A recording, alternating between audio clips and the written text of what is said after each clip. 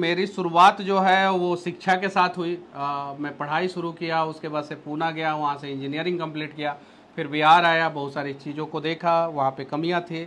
बोल लेता था मैं अच्छा शुरू से ही, और साथ ही साथ जो है विषयों की जानकारी मुझे होती थी। हालांकि मैं ब्रह्मांड का सबसे बड़ा ज्ञाता नहीं हूँ, लेकिन कुछ विषयों पे जिस पे मैं वीडियो बनाता था उस पर जानकारी होती थी।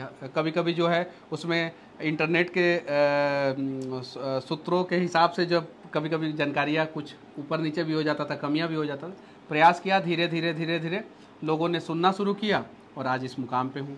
आपने बिहार के जो भ्रष्ट इंजीनियर थी बड़ी अच्छी रिलाई की, मैंने कुछ आपके वीडियो देखे, बड़े वायरल हुए हैं। देखिए, मैं बिहार के ही भ्रष्ट इंजीनियरों को नहीं, मैं मध्य प्रदेश में गया था, वहां पे देखा, मैं गुजरात में गया था, वहां पे देखा, वहां पे बोला, मैं राजस्थान में गया था, वहां पे देखा, वहां पे बोला, मैं महाराष्ट्र में गया था, वहां पे देखा, वहां पे बोला। मैं जहां गया वहां पे अगर गलत चीजों को देखा तो मैंने बोला। बिहार में पटना में गांधी सेतु के ऊपर जो है सुपर स्ट्रक्चर जो है तोड़ दिया गया, उसका सब स्ट्रक्चर मतलब उसका पिलर उलर सही है, सुपर स्ट्रक्चर को तोड़ के एफकॉन नाम की कंपनी ने बनाया। उसमें जो है प्रॉपर ड्रेनेज सिस्टम दिया था, मैंने उस वीडियो को बनाया था, बहुत वायरल हुआ था। तो एफकॉन कंपनी ने बहुत अच्छा काम किया था उस पुल पे। अब दूसरा जगह क्या कर रहा है क्या नहीं कर रहा है उसकी जिम्मेवारी मैं नहीं लेता भाई। और वो ड्रेनेज सिस्टम प्रॉपर दिया था, तो उस ड्रेनेज सिस्टम पे मैंने एक वीडियो बनाया था, वो वीडियो वायरल हुआ। तो जहाँ अच्छा काम होता है वहाँ हम लोग दिखाते। एक बार रात में हम लोग आ रहे थे, पूरा कुहासा था, तो दनियावा साइड में हम लोग थे, तो रोड के किनारे प्रॉपर रेडियम का व्यवस्था था, तो मैंने उस सड़क के बारे में भी दिखाया था। तो अच्छा काम करते हैं तो अच्छा दिखाता हूँ, गलत काम करते हैं तो थोड़ा बहुत रिलाई करता हूँ। मनीष जी, अयोध्या के विषय में क्या कहेंगे? अयोध्या में जबरदस्त विकास हुआ, अच्छा विकास हुआ, और मैं दावे के साथ कहता हूँ कि पूरे दुनिया में जितने भी शहर है, इंक्लूडिंग अमेरिका, जापान, फ्रांस, हर जगह उसके तुलना में सबसे ज़्यादा अगर एक शहर में पिछले 10 साल में विकास हुआ तो वो अयोध्या में हुआ। लेकिन उस विकास में कहीं कहीं भ्रष्टाचार भी हुआ, और वो भ्रष्टाचार का चुनना जो है ना वो ठेकेदारों ने लगाया। वो भ्रष्टाचार का चुनना जो है ना अयोध्या नगर निगम के कुछ अधिकारियों ने लगाया। सुनने में आया है, अब इसकी सच्चाई मैं नहीं बोल सकता हूँ, मतलब कि मुझे यहाँ के लोगों ने बताया कि यहाँ पे एक इंजीनियर साहब है जो काम करते हैं, उनका बेटा के पास इतना पैसा है कि बेटवा जो है हर बार जो है चुनाव लड़ता है विधायकी का, ऐसा सुनने में आया। अब कौन सा इंजीनियर है, कौन सा इंजीनियर का बेटा है, वो कितना कमाए हैं, कितना पैसा उधर खर्चा करता है, तो ये चीज़ है। अयोध्या में अगर इंजीनियर भी आते वो राम भक्त होते ना, वो भ्रष्टाचार भक्त नहीं होते, राम भक्त भी होते, राम भक्त होते ना, तो शायद अयोध्या की कोई सड़क नहीं धंसती। अब सरकार से मैं विनती करना चाहता हूं कि आप जो है ब्लैक लिस्टेड कीजिए वैसे ठेकेदारों को, आप जो है वैसे इंजीनियरों को चिन्हित कीजिए और वैसे इंजीनियरों को जो है सलाखों के अंदर डालिए। ये सरकार की रिस्पॉन्सिबिलिटी होती है। मनीष जी, भाजपा हार गई फिर भी इतने विकास पे?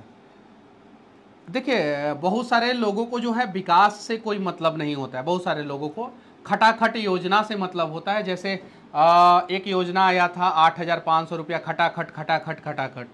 आप कर्नाटका में चले जाइए, कर्नाटका में भी जो है खटाखट का छोटा भाई बौना भाई आया था, 3,500, 3,000, 2,000, 1,000, बस फ्री, ये फ्री वो फ्री, कर्नाटका में आया था। अब जाके देखिए आज के समय में, जब उस समय बीजेपी की सरकार थी तो कर्नाटका में पेट्रोल डीजल का दाम जो है सस्ता हुआ करता था। आज जो है खटाखट वाली सरकार आ गई कर्नाटका में, तो पेट्रोल और डीजल का दाम सबसे पहले कर्नाटका में बढ़ाएगा। देखिए, मुझसे पूछिएगा सवाल, मैं अपने बुद्धि विवेक से मुझे जो लगेगा सही है वो जवाब दूंगा, मैं एक पॉलिटिशियन के रूप में नहीं जवाब दूंगा। मुझे यहाँ पे लगा अयोध्या में भ्रष्टाचार हुआ, मैंने बोला। मुझे लगा कि कर्नाटका में खटाखट योजना के तहत सरकार बन गई, छोटा खटाखट योजना के तहत सरकार बनी, और वहाँ के लोग अभी परेशान हैं, पेट्रोल डीजल का दाम बढ़ाया गया सबसे पहले वहाँ पे। यहाँ भी तो खटाखट को लाभ हुआ है। यहाँ पे खटाखट को लाभ बार बार नहीं ना होगा, एक बार जो है लोग झांसे में आ गए, खटाखट पे जो है खटाखट वोट दे दिए। अब जो है 8,500 जब खटाखट योजना के तहत उनके खाते में जो है फटाफट नहीं आ रहा है, तो अगली बार जो है खटाखट योजना जो है खटिया पे बैठ के जो है सरयूग नदी में जो है उसका विसर्जन हो जाएगा। ये तो खटाखट वाले फिर सुदृढ़ करेंगे कि भैया इस बार पूरा बहुमत में लाइए तब हम आपको खटाखट भेजेंगे।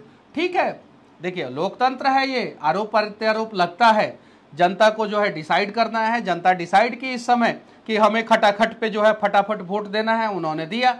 जिनको नहीं देना था उन्होंने जो है वो बीजेपी को वोट दिया। बीजेपी ने भी यहाँ पे अच्छा परफॉर्मेंस किया, हालांकि पिछले साल और उसके पिछले साल के तुलना में थोड़ा सा परफॉर्मेंस डाउन है, थोड़ा नहीं बहुत डाउन है।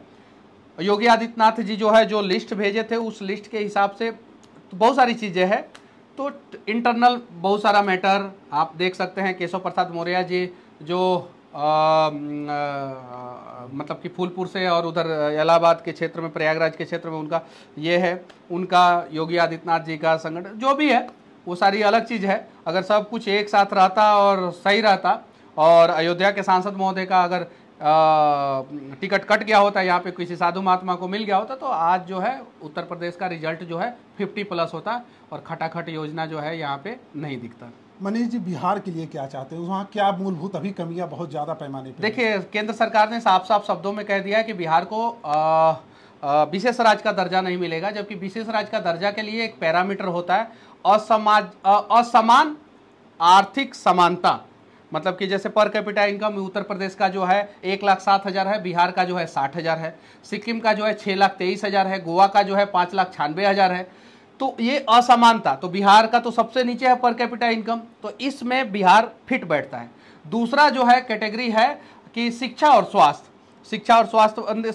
नहीं, मतलब कि आपका राज्य का बॉर्डर जो है वो किसी दूसरे कंट्री से लगना चाहिए, जैसे जम्मू कश्मीर का लगता है और नॉर्थ ईस्ट के कुछ राज्यों का म्यांमार से और बांग्लादेश से लगता है, तो बिहार का नेपाल से लगता है। ठीक है, आपका भौगोलिक दृष्टिकोण से जो है आपके यहाँ पे विकास में बाधा आना चाहिए। तो बिहार के बीचों बीच गंगा नदी है और उसकी चौड़ाई जो है इतनी ज़्यादा है कि उसमें पुल तक नहीं बन पाता था पहले। तो भौगोलिक दृष्टिकोण से भी बिहार गंगा नदी के कारण, बाढ़ भी आता है तो भीषण बाढ़ आता है, उस हिसाब से भी जो है बिहार जो है उसमें फिट बैठता है। अब पता नहीं कौन सा पैरामीटर है उसमें जो है बिहार फिट नहीं बैठा, इसलिए बिहार को नहीं दिया गया। लेकिन जो मेरी जानकारी है, मैं थोड़ा कम पढ़ा लिखा हूँ और मैं अपने बुद्धि भी हाँ, मतलब उन लोगों से कम पढ़ा लिखा हूँ ना, तब तो यहाँ पे आपको बोल रहा हूँ, वो लोग जो है वहाँ पे देश चला रहे हैं। तो जो मेरी जानकारी है उस जानकारी के हिसाब से पूरा देश का हर एक मुख्यमंत्री और हर एक नेता चाहता है कि हमें सस्ता मजदूर जो है हमारे यहाँ के फैक्ट्रियों को मिलना चाहिए। जैसे दशहरा, दीपावली, छठ, ठीक है, और होली, इन सीजन में जो है आपने देखा होगा कि पूर्वांचल और बिहार के मजदूर जब वापस आ जाते हैं तो बहुत सारे राज्यों की बहुत सारी फैक्ट्रियां जो है वो बंद हो जाती है और बहुत सारी फैक्ट्रियां जो है वो हाफ इफिशियंसी पे काम करना शुरू करती है। जैसे उसका प्रोडक्शन कैपेसिटी अगर 100% होता है तो मजदूर वापस आ जाते हैं तो 50% पे डाउन हो जाता है। तो ये सारी चीजें हैं। तो देश को चाहिए सस्ता लेबर, बिहार को विशेष राज्य का दर्जा मिल जाएगा, कंपनियां आ जाएगी बिहार में, खोल देगा, बिहार के लोग बिहार में रहना शुरू कर देंगे, तो तमिलनाडु का फैक्ट्री कौन चलाएगा?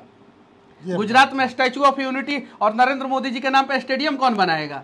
अहमदाबाद से दिल्ली तक, मुंबई तक जो है बुलेट ट्रेन कौन चलाएगा? सब बिहार के मजदूर है, जाइए देखिए। और ट्रेनों में भर भर के कौन जाएगा? बिहार और पूर्वांचल के लोग हैं।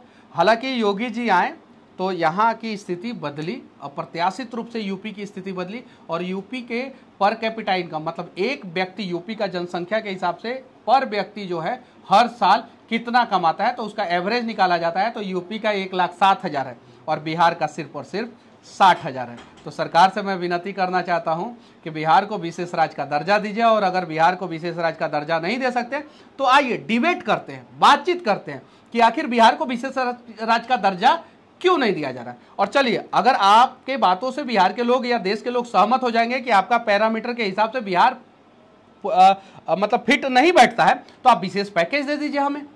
हमारे यहाँ नदियों से नदियों को जोड़ दीजिए। हमारे यहाँ नदियों से नदियों को जोड़ने के लिए करना क्या है? गंडक, बागमती और कोसी, ये 3 नदी को सिर्फ जोड़ना है। यही 3 नदी में सबसे ज्यादा बाढ़ आता है। ये सिर्फ 3 नदी को जोड़ के और इसके पानी को जो है वाटर लिफ्ट करके दक्षिण बिहार में पहुंचा दिया जाए, हमारे यहाँ का बाढ़ का समस्या का समाधान हो जाएगा। और जब बाढ़ की समस्या का समाधान हो जाएगा तो पश्चिमी चंपारण, पूर्वी चंपारण, सीतामढ़ी, शिवहर,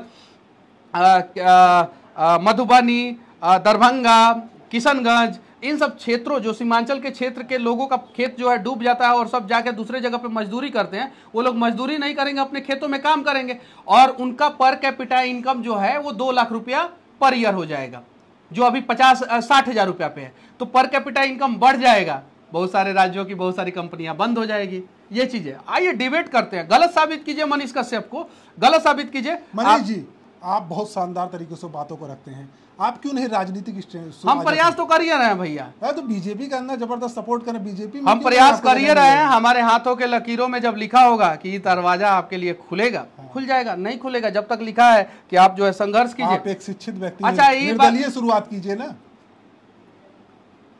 बिहार देखिए, बहुत सारे सवालों का जवाब जो है हम लोग भी नहीं दे पाते हैं। सिस्टम में बहुत सारे सवालों को ठीक कीजिए। बहुत सारे सवालों का जवाब जो है समय नहीं, वो उनका मुझे मतलब कि राजनीति पसंद नहीं आती है। अच्छा। भाई माफ कीजिए, मैं राष्ट्रवादी हूँ, ठीक है, और मैं एक पे एक बोतल शराब फ्री करके जो है अपने राज्य के लोगों को शराबी नहीं बनाना चाहता।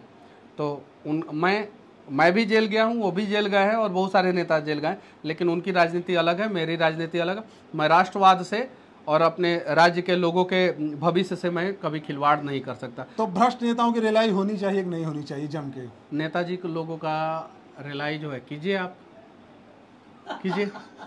कुछ हम इंजीनियर का कर रहे हैं, आप नेताजी का करिए। अच्छा, ठीक है, सब लोग अलग अलग लोगों का करेगा। अच्छा। सही है कि नहीं? एक सब लोगों का हम ही कैसे कर देंगे? अच्छा, अब मान लीजिए कि हर जगह जो है सीआरपीएफ का 56 बटालियन थोड़ी लड़ता है। 56 बटालियन अगर बांग्लादेश के बॉर्डर पे है तो 57 बटालियन जो है वो नक्सल से वो लोहा ले रहा है। तो बीएसएफ जो है पाकिस्तान के बॉर्डर पे है, तो एसएसबी जो है नेपाल के बॉर्डर पे, आईटीबीपी जो है चीन के बॉर्डर पे है, आर्मी जो है बैक से सपोर्ट कर रहा है। हम जो है भ्रष्ट इंजीनियर, भ्रष्ट सिस्टम का रिलाई कर रहे हैं, आप भ्रष्ट नेता का रिलाई कीजिए। चलिए ठीक है, आज से हम जिम्मेदारी ले रहे हैं। ले रहे हैं ना? सही है, आज से हम ले रहे हैं। मनीष जी हमारे सामने हैं, इन्होंने इंजीनियरों की रिलाई करने का ठेका लिया। वो किसका? जो भ्रष्ट है, क्योंकि ये अभियंता है, अच्छी तरीकों को उस चीज़ों को समझते हैं। तो थोड़ा मनीष जी हम भी थोड़ा राजनीति को पूरा समझ लेते हैं, तब भ्रष्ट नेताओं की रिलाई करते हैं। आइए 2 मिनट हम अपने महाराज जी से बात करेंगे और जानेंगे कि मनीष जी उनके सानिध्य में उनका आशीर्वाद लेने आए हैं। पहली बार नहीं, मैं बहुत हमेशा आते रहता हूँ। आशीर्वाद लीजिए। गुरु जी क्या कहना है? मनीष जी आपके सानिध्य में आपका आशीर्वाद लेने पहुँचे हैं। देखिए, मैं भगवान श्री सीताराम जी से प्रार्थना करता हूँ। भगवान रामलला जी की जब प्राण प्रतिष्ठा होने वाली थी, उससे 1 महीने पूर्व से ही मनीष जी लगातार रामलला जी की प्राण प्रतिष्ठा में 4 चांद लगाने के लिए अपनी वाणी से, अपने कर्म से, अपने मन से और अपनी क्षमता से और अपने टीम के साथ लगे हुए थे उत्साह संवर्धन करने के लिए रामलला जी की प्राण प्रतिष्ठा का। तो मैं भी रामलला जी भगवान से ही प्रार्थना कर सकता हूं और उनसे आग्रह करूंगा भगवान रामलला जी से कि आप बिहार के सर्वोच्च पद पे बैठें, ताकि बिहार के जो जनमानस हैं, जो बिहार के वासी हैं, जो बिहार के लिए लगातार ये विशेष दर्जा के लिए मांग कर रहे हैं और बिहार प्रदेश के लिए लगातार आवाज़ उठा रहे हैं, ये कोई सामान्य बात नहीं है, ये बहुत बड़ी बात है कि कोई भी व्यक्ति अपने लिए मांग उठाता है, अपने परिवार के लिए उठाता है, अपने जाति के लिए उठाता है, अपने समाज के लिए उठाता है, लेकिन प्रदेश के लिए आवाज़ उठा देना, प्रदेश के लिए लड़ना, पक्ष हो या विपक्ष हो, मतलब स्पष्ट बात कहना, ये अपने आप में बहुत बड़ी बात है। तो मैं तो चाहूँगा, भगवान रामलला जी से प्रार्थना करूँगा कि इनको बिहार का बड़ा पद मिले, जिससे बिहार के जो गरीब हैं, मजदूर हैं, किसान हैं, शोषित हैं, ऐसे लोग हैं, उन लोगों को ये संरक्षण कर सकें, उन लोगों को ये उस अपने दायरे में उनको संभाल सकें और बिहार जैसा आप कह रहे हैं कि विशेष दर्जा, वह अपने आप विशेष दर्जा हो जाए। आपके कर्तव्य से ही वो विशेष दर्जा को प्राप्त करे, इसके लिए हम भगवान से प्रार्थना करते हैं।